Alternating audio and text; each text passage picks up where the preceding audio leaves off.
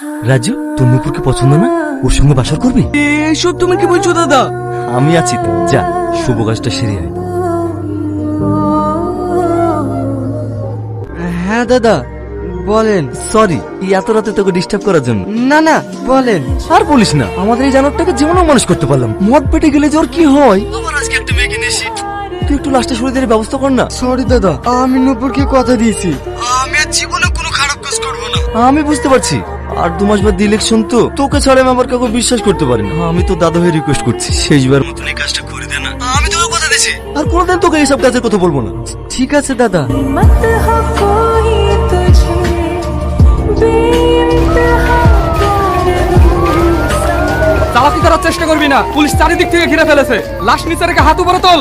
मैंने तोड़ दी বেডে রেফার না করে পরে তুমি নিয়ে যাচ্ছি। बता